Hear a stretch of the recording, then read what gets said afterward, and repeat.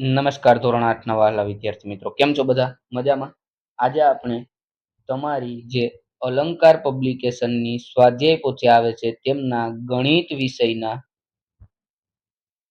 પાઠ નંબર 4 માહિતીનું નિયમન એમનું આ વિડિયો લેક્ચરની અંદર સંપૂર્ણ સ્વાધ્યાય પોથીનું સોલ્યુશન છે એ જોવાના છે. વિડિયો સ્ટાર્ટ કરતા પહેલા વિડિયોના ડિસ્ક્રિપ્શન બોક્સની અંદર એક પ્લેલિસ્ટની લિંક આપેલી છે. ત્યાં જઈ અને તમે તમારી અન્ય વિષયોની સ્વાધ્યાય પોથીના સોલ્યુશન પણ મેળવી શકશો. તો ચાલો સ્ટાર્ટ કરીએ, પ્રયત્ન કરીએ. એક છે એમાં પહેલું છે આપેલ વર્તુળ આલેખમાં દર્શાવેલ માહિતી કેટલામો ભાગ દર્શાવે છે તે શોધવાનું છે. એમાં પહેલું આપ્યું ધોરણ 6 35% છે, ધોરણ 8 40% છે અને ધોરણ 7 છે એ 25% છે.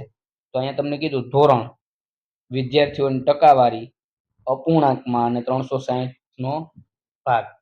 તો જો છઠ્ઠું ધોરણ આપ્યું તો કેટલા ટકા આપ્યું? ટકાવારીમાં 35% આપ્યું, અપૂર્ણાંકમાં થશે 35/100 અને 360 નો કેટલા ભાગ થાય? તો કે 120.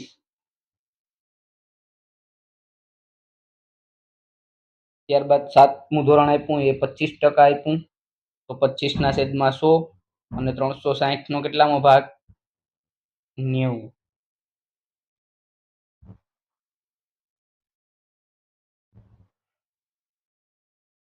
ત્યારબાદ આઠમું ધોરણ આપ્યું 40% આપ્યું 40/100 અને 360 નો 144મો ભાગ.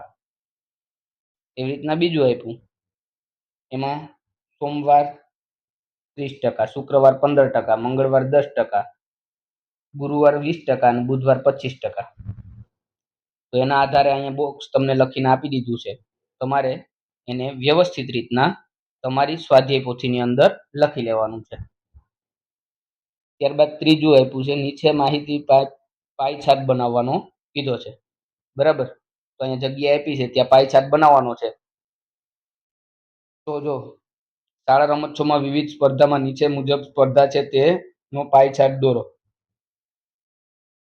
તો રમતનું નામ કબડ્ડી, ઊંચી કૂદ, લાંબી કૂદ, દોડ ને ખોખો. એવી રીતના અહીંયા આમ ગોળ બનાવી તમારે, અને કબડ્ડી અહીંયા જો તમને આપ્યું છે, હું અહીંયા તમને લખી આપું હોમવર્કમાં. અહીંયા તમારે આવી રીતના ગોળ બનાવી, હોમવર્ક જ્યાં લખ્યું છે ત્યાં જગ્યા છે ત્યાં, અને તમારે કબડ્ડી, ઊંચી કૂદ, લાંબી કૂદ, દોડ ને ખોખો એવી રીતના બોક્સ બનાવી અને રમતોની સંખ્યા એમની અંદર લખવાની થશે. ત્યારબાદ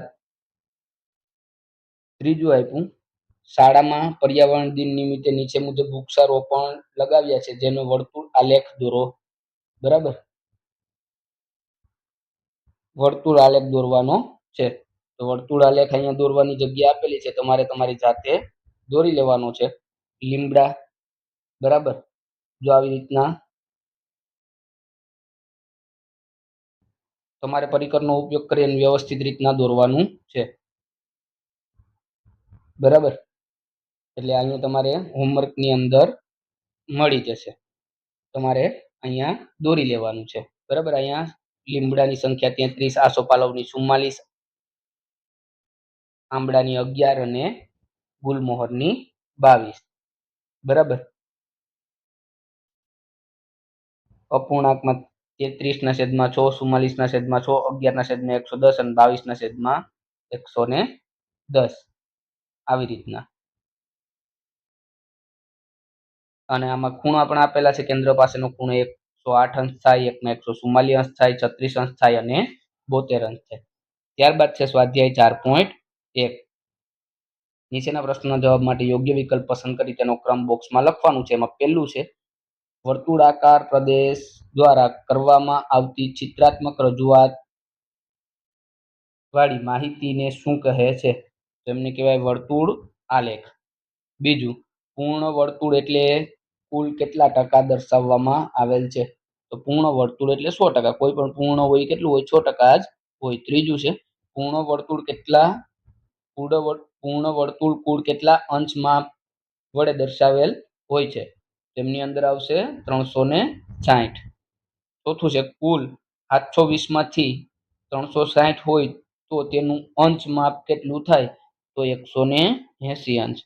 બીજું, પ્રત્યેક વિધાન સાચું બને તે રીતે ખાલી જગ્યા પૂરવાની છે.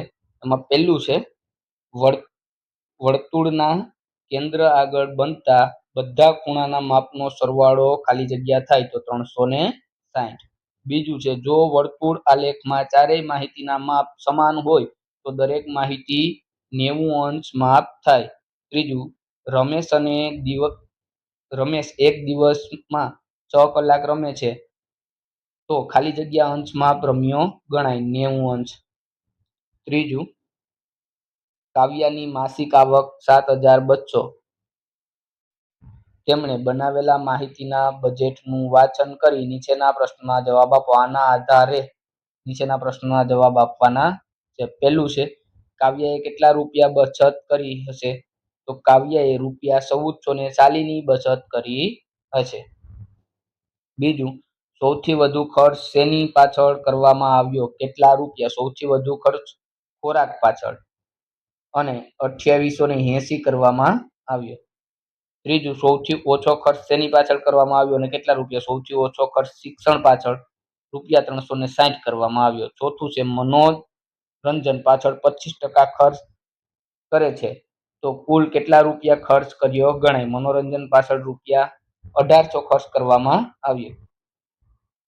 ચોથું, આદર્શ શાળાના એન્યુઅલ ફંક્શનમાં કુલ 300 વિદ્યાર્થીઓએ અલગ અલગ ઇવેન્ટમાં ભાગ લે છે જે નીચે મુજબ છે તે પરથી પાઈ ચાર્ટ દોરો અને નીચેના પ્રશ્નોના જવાબ લખો. બરાબર. તો પહેલો પ્રશ્ન એમાં આપેલો છે, કઈ ઇવેન્ટ્સમાં સૌથી વધુ વિદ્યાર્થી ભાગ લે છે અને કેટલા ટકા? સૌથી વધુ પંજાબી નૃત્યમાં ભાગ લે છે જેની ટકાવારી 30% છે. બીજું, કઈ ઇવેન્ટમાં સૌથી ઓછા વિદ્યાર્થીઓ ભાગ લે છે અને કેટલા ટકા? સૌથી ઓછા શિવ સસ્તુમાં ભાગ લે છે જે ટકાવારી 10% છે. બરાબર, શિવ સ્તુતિમાં સૌથી ઓછા. ત્રીજું, ગણવેશ વંદનના કેટલા અંશ માપ વિદ્યાર્થીઓ ભાગ લીધા કહેવાય?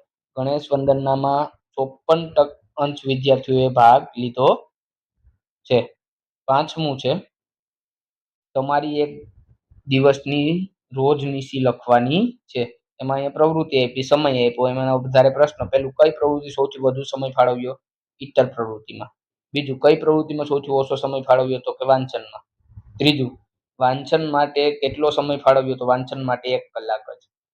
ચોથું, રમત ગમત માટે કેટલો સમય ફાળવ્યો? તો રમત ગમત માટે 4 કલાક. પ્રયત્ન કરીએ, 2 છે.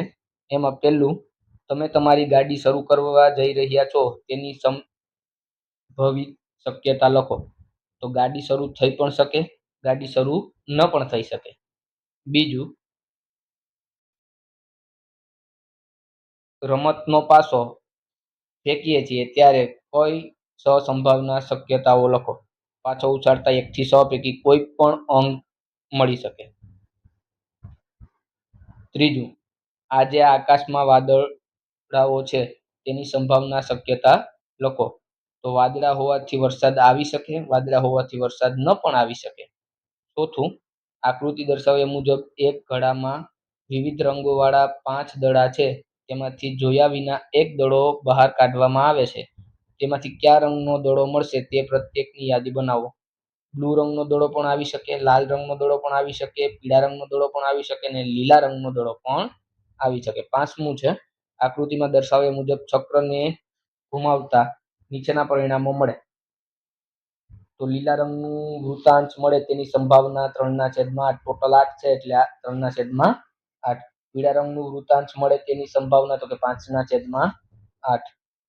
એવી રીતના સ્વાધ્યાય 4.2 છે. એમાં પહેલું, અહીં આપેલ પ્રયોગને તમને જોવા મળી શકતાઓની યાદી બનાવો.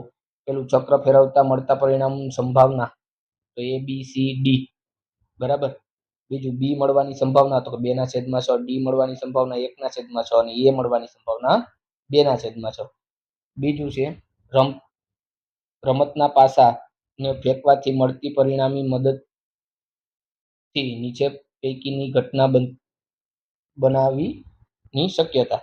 બરાબર, આ ઘટના બને એની શક્યતા મેળવવાની છે. તો અવિભાજ્ય સંખ્યા મળે તેની સંભાવના 2, 3 અને 5. અવિભાજ્ય ન હોય તેવી સંખ્યા તો કે 1, 4 અને 6. પાંચમું, 5 કરતાં મોટી હોય તેવી સંખ્યા તો કે 6, 1. અને 5 કરતાં મોટી ન હોય તેવી સંખ્યા તો કે 1, 2, 3 અને 4.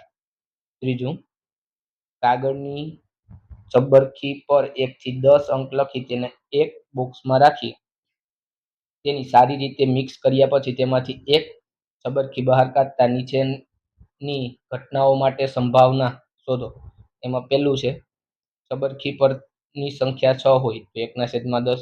ચબરખી પરની લખાયેલી સંખ્યા 5 કરતાં નાની હોય તો 2/5.